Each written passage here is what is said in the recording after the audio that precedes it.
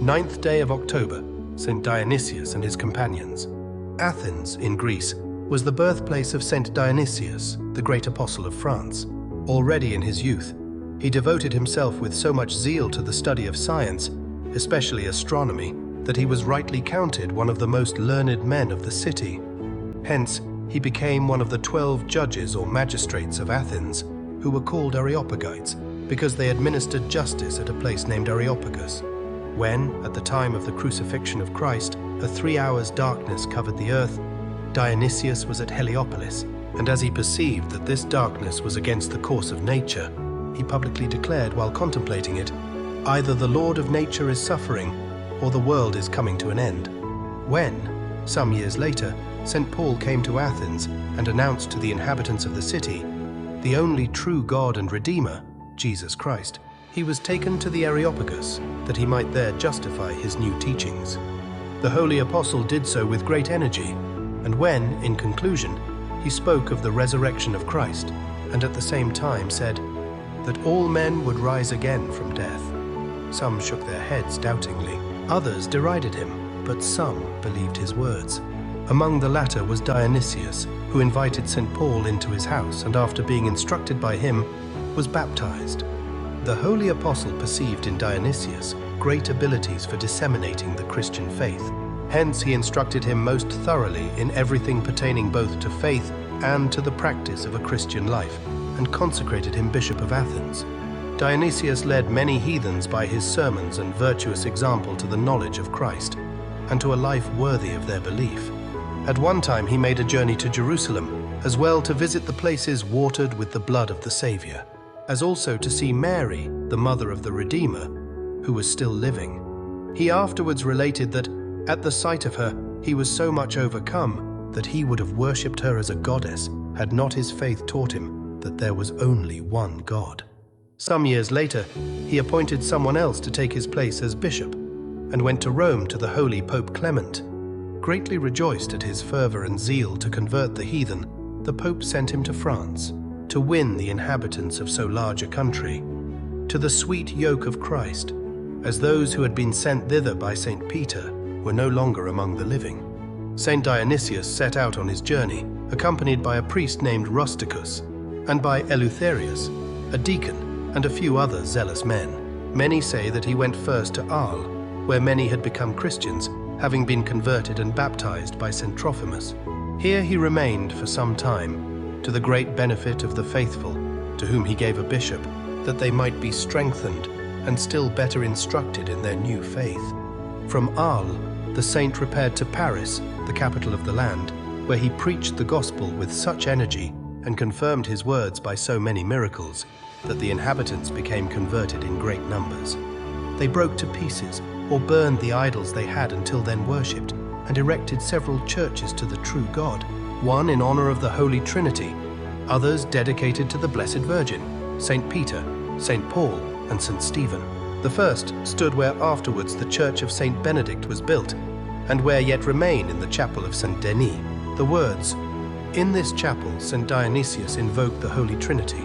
The devil, finding the rapid growth of Christianity unendurable, incited against the saint the idolatrous priests, who went to the pagan governor, Phassenius, and accused the new teachers as seducers of the people and enemies of the gods. They at the same time insisted that he should do away with them if he would save the city from ruin. Phassenius immediately had the saint and his companions taken prisoners and brought into his presence. Immediately on their arrival he commanded them to revoke the doctrines they had preached and to worship the old gods. Dionysius, indignant at this order, represented to the governor the falsity of the pagan gods, but the blinded tyrant gave no heed to his words and condemned him and the others to be tortured. First, they were scourged, then tied upon gridirons and slowly roasted so that their death might be as painful as possible. The Almighty, however, took from the fire all power to burn, and the holy martyrs remained unharmed. Phassenius, still more embittered by this miracle, confined them in a dark, damp dungeon, the air of which was stifling, and a few days later cast them before wild beasts. But St. Dionysius, by making the sign of the Holy Cross over himself and blessing the animals, made them so tame that they laid themselves down quietly at his feet. The governor, more wild, more cruel than the beasts of the forest, would not be conquered, but commanded Saint Dionysius to be put upon the rack and to be torn with iron hooks. The holy martyr bore this torture fearlessly and praised and thanked God that he was found worthy to suffer for Christ's sake, and exhorted all present to be converted to Christianity. All who were witnesses of the fearful spectacle were greatly astonished and moved that a man of 106 years bore with such undaunted courage the most terrible pains, and had the fortitude to announce Christ, even in the agonies of death. A great many concluded from it that the faith he preached must be true, and confessed publicly that they would embrace Christianity. Hence Vicenius, to end the martyrdom of the saint, ordered him and his companions to be beheaded. The joy which St. Dionysius felt at this sentence can hardly be expressed, as he looked upon his death as the commencement of eternal happiness. When the head of the saint was severed from his body, he, by a wonderful miracle, seized the head with both hands and carried it to a place 2 miles from Paris.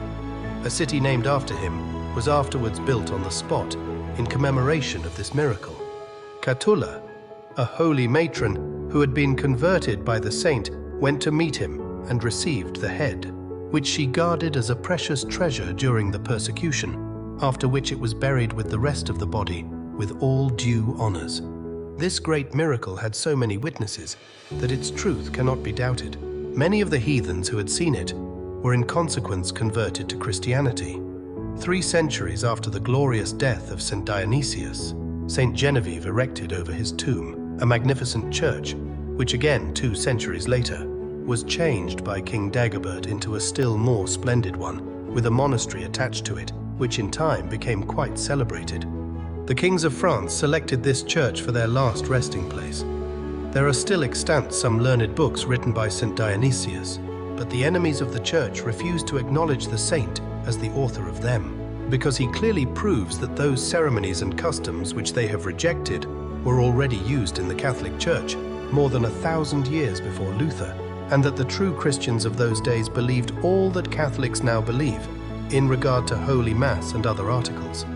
I know also that some Catholics, though for other reasons, doubt the authenticity of the same works, but it is also known that many learned Catholics have refuted the objections which have been brought against them. There are also some historians who maintain that it was another Dionysius that preached the gospel in Paris and suffered martyrdom there. Their reasons for thus saying are, however, not conclusive.